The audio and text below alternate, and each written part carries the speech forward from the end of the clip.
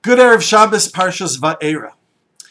It said in the name of the Lubavitcher Rebbe that every parsha of the week always has embedded within it something related to the issues of the day, and maybe even specifically the issues of that week.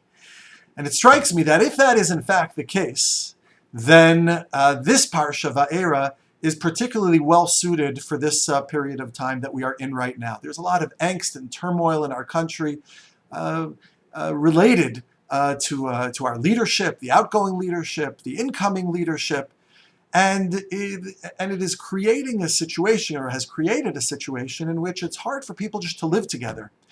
And although we might not agree with one another regarding political issues or regarding our elected officials, what I think we can agree with one another is the need to be able to live together and to be able to move forward together in a way that we are all lifted up. And it is in that context that I think the Torah has some important messages for us this week. So I want to focus in on a very mysterious pasuk. Torah says, "Vayidaber Hashem," God speaks to Moshe and Aaron, "Vayitzaveim el bnei Yisrael ve'el Paro melech Mitzrayim," and he commands Moshe and Aaron regarding bnei Yisrael and Paro. And then the Torah goes dark. It doesn't tell us what Hashem said. As a consequence, the Mefarshim all step in to try to fill in the blank space here. What did Hashem tell Moshe regarding either Paro or Melech Mitzrayim or Bnei Yisrael? So Rashi, citing a medrash in part, says that Hashem commanded Moshe to speak to Paro in a dignified manner, conferring dignity and respect upon Paro. The medrash says that from this event is where we derive the important lesson that when dealing with with a leader, elected or otherwise, one has to deal with extraordinary deference and respect. And here's the kicker, says the medrash, ve'afilu rasha, even if he is a wicked individual. And that is borne out right from this story here, of Moshe having to speak to Paro. Now, I find this to be quite a troubling medrash. Really, we have to speak to evil leadership with respect and deference. That's very, very troubling.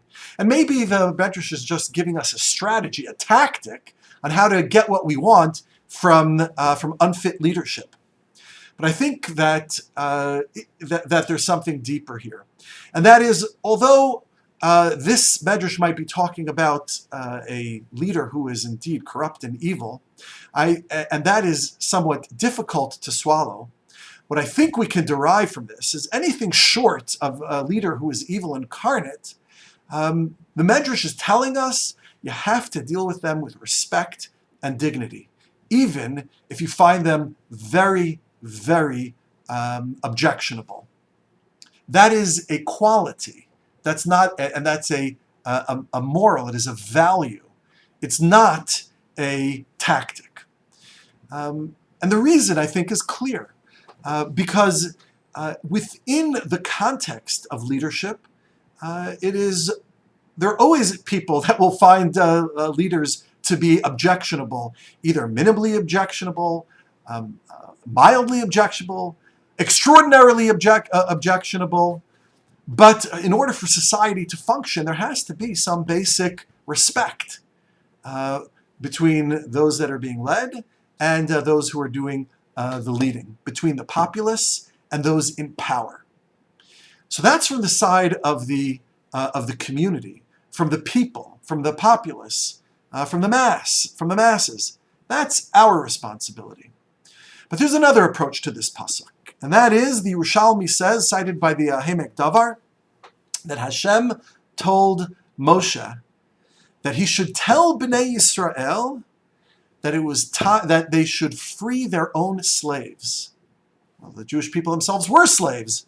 What slaves are they going to free? The Medrash is telling us, the Yerushalmi is telling us, that at the time in the future, when, as they are now being moved into a position of freedom and power, and they will be in a position to have individuals who are subservient to them, they should not do to them what Mitzrayim did to Bnei Yisrael. In other words, when you gain your position of power, when you leave your state of slavery, and now you are in a position to lord over others, hizaharu, be very careful that you don't fall into the trap of an abusive relationship, where a child, God forbid, who is abused as a child, grows up to be an abuser as an adult. But rather, to have cognizance and awareness and be bigger and bolder and more profound than that. And to have the courage and strength to say that I will not lower myself to the level of those who abused me, those who have wronged me. So says the Yerushalmi, that's what Hashem is telling Moshe. That you should tell Bnei Yisrael, Vayitzavem al Bnei Yisrael, Hizaharu, be very careful. And you should make sure that when you have slaves, you free your slaves. And do not act to the weak the way you were acted upon when you were weak. So that's a second approach here. And I think that also is an important message regarding the powerful and the weak. Those who are in power and those who are out of power. Those who are the leaders and those who are being led. It's very easy to claim the moral high ground when you're an oppressed minority. But what do you do with your life? What do you do with your community when you hold the reins of power? So there is a responsibility of the community to deal with the leadership, even if the leadership is less than saintly, in a dignified manner. And there is a responsibility of those in power to ensure that those who are in a weakened position are dealt with dignity and respect as well. And that's a symbiotic relationship with the masses, with the population, treating the leadership with dignity and respect, and those in power treating the population with dignity and respect. That is a recipe for success. And to one extent or another, that we try to accomplish this in our personal relationships, it filters up to society as a whole and filters through the community through the community at large. But there is one final approach that I'd like to share with you. And that is something cited by the Oznaim LaTorah. The Oznaim LaTorah says, Vayitzavem al Bnei Yisrael, what did Hashem command Moshe and Aaron? Something regarding Bnei Yisrael themselves. He gave them an insight. He gave Moshe and Aaron an insight into Bnei Yisrael. I want to read for you a quote. Says the Oznaim LaTorah, Amar lahem, Hashem said to Moshe and Aaron, you should know, Shesarvanim v'tarchanim heim. The Jewish people, they're a tough lot. They are a tough lot. Ela almanas shetikablu aleichem. If you are going to accept leadership of this people, I want to say of this sorry lot in this context, sheyihu mekalalim eschem v'soklim eschem ve'avanim. They're not going to be an easy people to lead. They're going to curse you. They're going to throw stones at you. They're going to be a tough group. But that's what it means to be a leader, to be able to take the arrows and nevertheless lead. What does that mean, to take the arrows and nevertheless lead? It means to take the arrows and nevertheless be able to project kindness and goodness and morality and be the representatives of the divine on earth, despite the fact that the people are throwing all types of barbs at you, metaphorical and maybe even real ones. Continues the Oznaim LaTorah. Shal hamanhig lihios muchan. A leader must be somebody who is willing, lisbol, to tolerate this type of, I don't want to use the word abuse, but I'll use the word abuse. V'lo yirtal acharav, and even in the face of extraordinary criticism, even in the face of individuals that are treating the leadership poorly, even in the face of that, to be able to rise above it and to be able to lead, nevertheless, lead properly. We have to be the leaders. We are Klal Yisrael, and maybe we are sometimes the ones that are throwing the barbs at our leadership, metaphorically speaking. But we also have to be the leaders.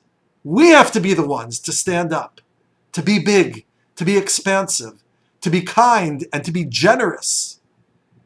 Because only through doing that are we worthy of the brachas of Hashem Yisparach. Only through doing that are we worthy of the covenant that Hashem has made with us. Only through doing that are we worthy of the promises that Hashem has given Klal Yisrael. Are we worthy to be Klal Yisrael? Talmud tells us that the Jewish people are b'nei melachim heim. We are the children of princes. We are royalty.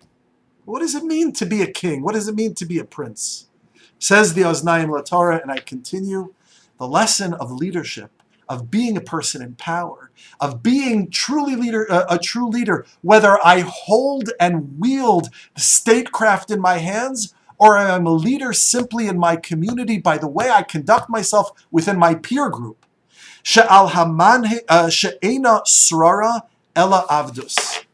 To be a leader means not to lord over another, but to be a servant leader. And in doing so, we can be much more impactful on each other and much more impactful on society.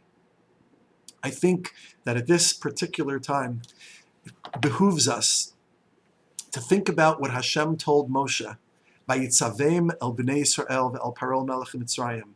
Hashem gave Moshe some insight to Paro, how to relate to Paro, objectionable leadership.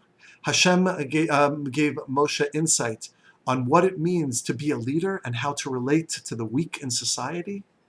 And Hashem told Moshe what it means to be a leader.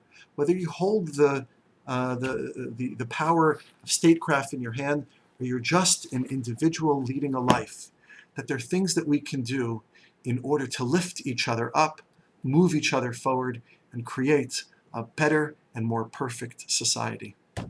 Good Shabbos to us all.